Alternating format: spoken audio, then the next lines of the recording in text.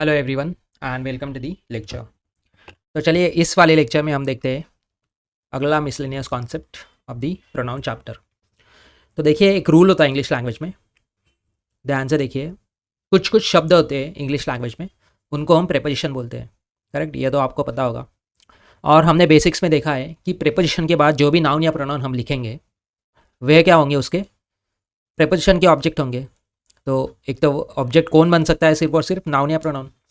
तो देखिए जब भी हम सेंटेंस लिखते हैं और उसमें हमें अगर ऐसे वर्ड्स दिखते हैं जैसे but, except, between, like, unlike, with, except, including, excluding, besides, ऐसे सारे वर्ड्स जो यहाँ पे हमने लिखे हैं, अगर ऐसे वर्ड्स हमें दिखते हैं तो उनके बाद जो भी नाउन या प्रोनाउन हम लिखेंगे,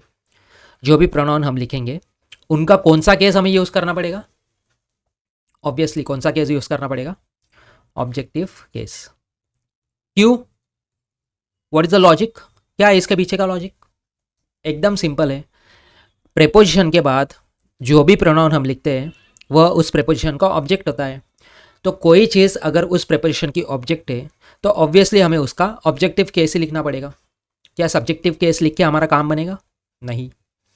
तो very simple rule, whenever we write, whenever we come across the words like but, except, between, like, unlike, all such prepositions, so after that preposition whatever the pronoun that we write, that should be into the objective case.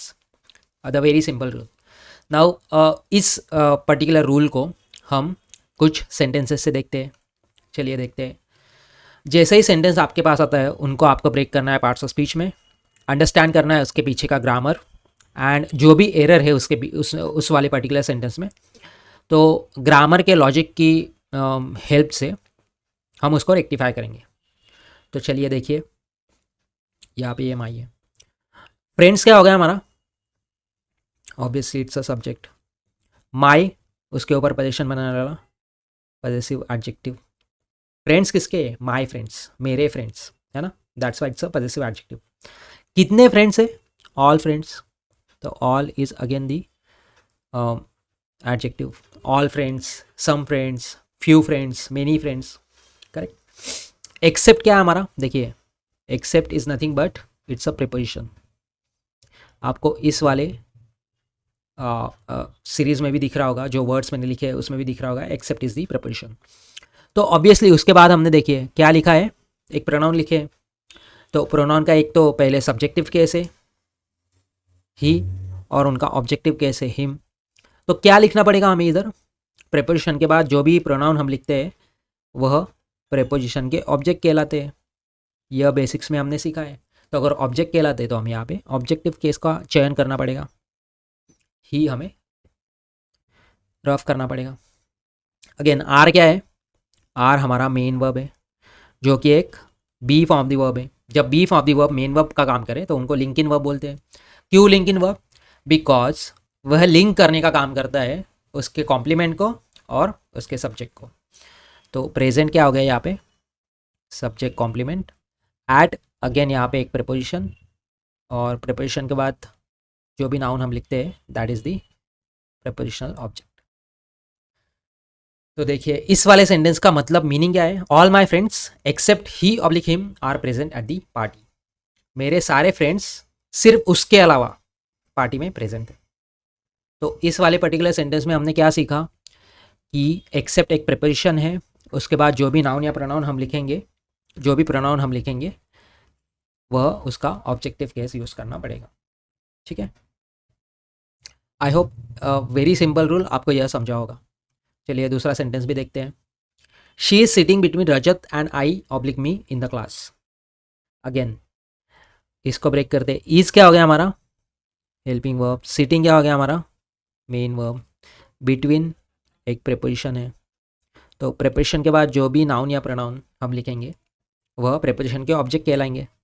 This is prepositional object. Again and क्या है यहाँ पे? एक conjunction है। Correct, this is conjunction. क्या काम करता है कंजंक्शन? दो पार्ट्स ऑफ स्पीच को ज्वाइन करना, दो प्रोनाउन को ज्वाइन करना, दो नाउन को ज्वाइन करना, दो एडजेक्टिव्स को ज्वाइन करना, एट्सेट्रा। तो यहाँ पे भी हमें एक प्रेपोजिशनल ऑब्जेक्ट यह और दूसरा प्रेपोजिशनल ऑब्जेक्ट यह हो गया। इन दोनों को ज्वाइन करने का काम इस कंजंक्शन के द्वारा हो रहा है, करेक्ट। तो यह भी क्या है, बिटवीन का प्रेपोजिशनल ऑब्जेक्ट। तो अगर यह ऑब्जेक्ट है तो हमें आई लिखना पड़ेगा कि मी लिखना पड़ेगा? ऑब्वियसली मी, क्योंकि मी एक ऑब्जेक्टिव केस होता है, करेक्ट। इन अगेन हमारा प्रेपोजिशन और क्लास उसका ऑब्जेक्ट। तो जब भी आपके एग्ज़ाम में ऐसा सेंटेंस आता है तो आपको ध्यान में रखना है कि बिटवीन हो गया, एक्सेप्ट हो गया, बट हो गया, अनलाइक हो गया, विथ हो गया, इंक्लूडिंग हो गया, ऑल दीज आर प्रेपोजिशंस। और उसके बाद जो भी प्रोनाउन हम लिखेंगे उनका हमें ऑब्जेक्टिव केस यूज़ करना पड़ेगा। एग्ज़ाम में आपको वह सब्जेक्टिव केस लगा के देगा तो उसको हमें रेक्टिफाई करना पड़ेगा, ठीक है। शी यहाँ पे क्या हो गया, subject. Everybody but she oblique her has sign the deal. Again everybody is the subject, but is the preposition. तो अगेन प्रेपोजिशन के बाद जो भी प्रोनाउन हम लिखेंगे that should be in the objective case. तो हर क्या है इसका ऑब्जेक्टिव केस, यह प्रेपोजिशन का ऑब्जेक्ट बनेगा, इस वाले प्रेपोजिशन का ऑब्जेक्ट यह बनेगा, यह दोनों क्या है, इस वाले प्रेपोजिशन के ऑब्जेक्ट है। यह प्रेपोजिशनल ऑब्जेक्ट किस वाले प्रेपोजिशन का है, इस एक्सेप्ट का, करेक्ट। आई होप आपको यह चीज़ समझ रही होगी। Has helping verb, sign main verb, sign what. अगर वर्ब को हम व्हाट ऑब्लिक वूम ऐसे क्वेश्चन पूछते हैं और उसका आंसर हमें आता है तो that is nothing but what, the object of that verb. तो ये ऑब्जेक्ट हो गया। Everybody but her has sign the deal, this is the correct sentence.